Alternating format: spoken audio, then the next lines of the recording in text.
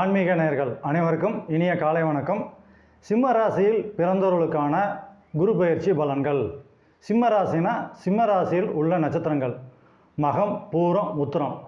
இந்த 3 நட்சத்திரத்தில் பிறந்தவங்களுக்கும் சிம்ம ராசிக்காரங்களுக்கும் இப்போ நான் சொல்லக்கூடிய குரு பயிற்சி பலன்கள் உங்களுக்கு பொருந்தும். குரு பயிற்சி வருகின்ற வைகாசி மாதம் 12ஆம் தேதி, ஆங்கில மாதம் மே மாதம் 26ஆம் தேதி செவ்வாய்க்கிழமை மிதுன ராசியில் இருக்கக்கூடிய குரு பகவான் கடக ராசிக்கு மாறுகின்றார்.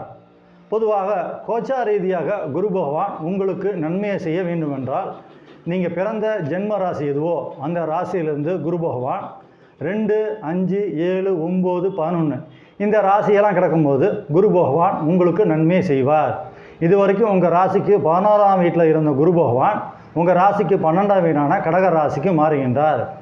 குரு பகவானும் சிம்ம ராசிக்கு அதிபதியாக வரக்கூடிய சூரிய பகவானும் நெருங்கிய நட்பு கிரகங்கள் ஆகும்.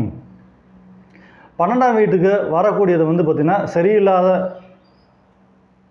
சரியில்லாத இடமாக இருந்தாலும் அடிப்படையில் இந்த குரு பயிற்சி உங்களுக்கு நன்மையை செய்ய வேண்டுமென்றால், கெடுபலன்களை கொடுக்க வேண்டாம் என்றால், அடிப்படையில் நீங்கள் பிறக்கும்போது கிரக நிலைகள் நல்லபடியாக இருந்து அப்படி நல்லா இருக்கக்கூடிய கிரகங்களோட தசா புத்தி அந்தரங்கம் இப்போ உங்களுக்கு நடைபெற்றால் இந்த குரு பயிற்சி உங்களுக்கு பாதகமான பலனை கொடுக்காது.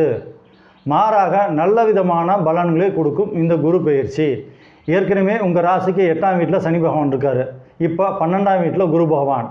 கோச்சா ரீதியாக கிரக நிலைகள் சரியில்லை என்றாலும் அடிப்படையில் நீங்கள் பிறக்கும்போது கிரக நிலைகள் நல்லபடியாக இருந்து அப்படி நல்லா இருக்கக்கூடிய கிரகங்களோட தசா புத்தி அந்தரங்கம் நடைபெற்றால் இந்த குரு பயிற்சி பாதகமான பலனை கொடுக்காது.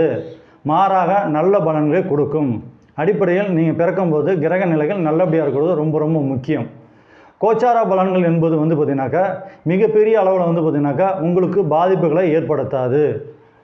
நீங்கள் பிறக்கும்போது அடிப்படையில் உங்கள் ஜாதகத்தில் கிரக நிலைகள் எப்படியோ அதுக்கு தகுந்தாப்பாடு தான் உங்கள் வாழ்க்கை முறையும் இருக்கும்.